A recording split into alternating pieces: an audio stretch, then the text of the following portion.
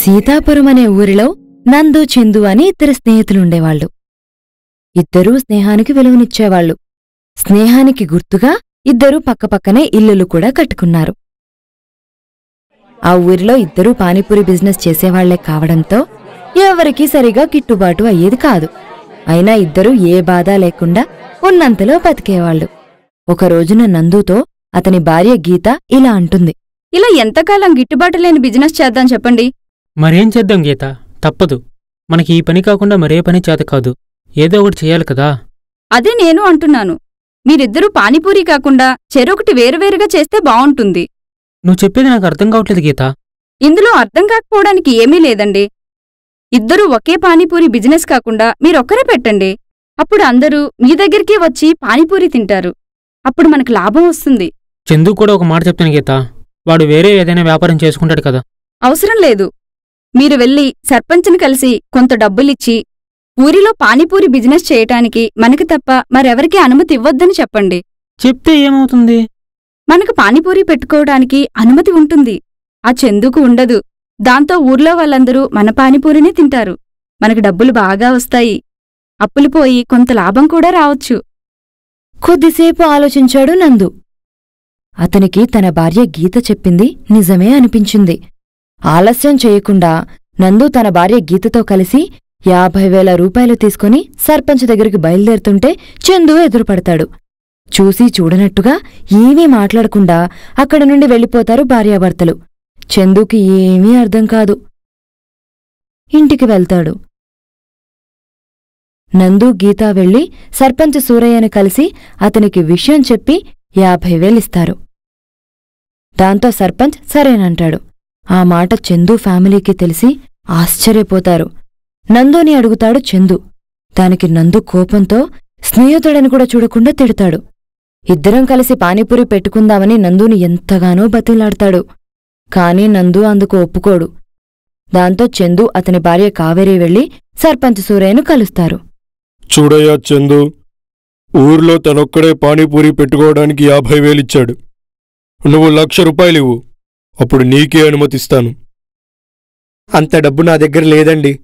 ఊర్లో పానీపూరి పెట్టుకోవడానికి అనుమతి ఇవ్వండి అని బతులాడతాడు చందు. కాని సర్పంచ్ అనుమతివ్వడు. బాధగా ఇంటికి వస్తారు భార్యాభర్తలు. విచారంగా ఇంట్లో కూర్చుని ఉంటారు. ఈ బాధలతో తనకు సంబంధం లేదన్నట్టుగా చందు కూతురు కీర్తి ఇంట్లో చెట్లు భూమి లోపల ఉండే వేర్ల ద్వారా నీళ్లు తాగి బతుకుతుంటాయని చదువుకుంటూ ఉంటుంది. ఇప్పుడు ఊర్లో పానీపూరి పెట్టుకోవడానికి అనుమతి లేదు. తెచ్చిన సరుకంతా వృధా అయిపోతుంది. పైగా అప్పు కూడా మిగిలిపోతుంది. ఇప్పుడు ఏం చేయాలి? వీటిని ఎలా అమ్మాలి అని ఆలోచిస్తూ ఉన్న చందుకి భూమి లోపల అనగానే అతనికి ఒక కొత్త ఆలోచన వస్తుంది. అదే భూగర్భ పానీపూరి. అదే విషయాన్ని తమ భార్యకు కూతురికి చెప్తాడు చందు. ఇద్దరూ బాగుందని అలాగే చేద్దామని ఫ్యామిలీ కలిసి ఆ ఊరికి వచ్చే రహదారిని ఆనుకుని ఉన్న అతని పొలం దగ్గరికి వస్తారు. కొంచెం లోతుగా తవ్వి ఆ తర్వాత కిందికి దిగడానికి మెట్లు చేసి అక్కడి నుండి కొద్ది దూరం తవ్వుతారు. షాప్కి సరిపడా ఎవరైనా ఎక్కువ మంది వస్తే కూర్చోవడానికి వీలుగా ఉండేలా అన్ని ఏర్పాట్లు చేసుకుంటారు.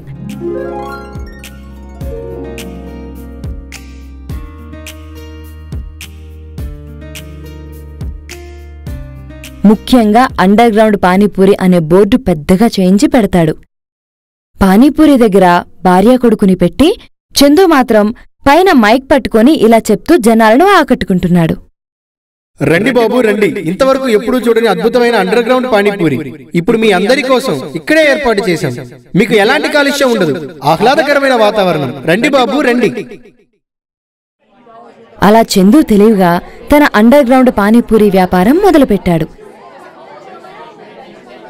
రహదారి కావడంతో వచ్చిపోయే వాళ్లతో అండర్ గ్రౌండ్ పానీపూరి కిటకిటలాడుతూ ఉండడం చందుకి ఆనందం అనిపించింది. అందరూ అండర్ గ్రౌండ్ అనగానే ఆసక్తి చూపించి చందు దగ్గరికి వచ్చి పానీపూరి తిని వెళ్లడం మొదలుపెట్టారు. దాంతో ఊర్లో పెట్టుకున్న నందు పానీపూరి ఎవ్వరూ తినేవాళ్లు కాదు. తెచ్చిన సరుకంతా అలాగే ఉంది. స్వార్థంతో తను చేసిన తప్పేంటో తెలుసుకున్నాడు నందు. స్నేహితుడి పట్ల తను చేసిన మోసం తలుచుకొని బాధపడసాగాడు. వెంటనే నందు తన స్నేహితుడైన చందు దగ్గరికి వస్తాడు. నందు చందూని కలిసి ఇలా అంటాడు. నన్ను మన్నించిరా చందు. స్వార్థంతో నా కళ్ళు మూసుకుపోయాయి. నిన్ను తిట్టాను, ఎంతగానో అవమానించాను అని కన్నీళ్లు పెట్టుకుంటాడు నందు. చందు కూడా తన స్నేహితుడు నందుని మన్నించి దగ్గరికి తీసుకుంటాడు.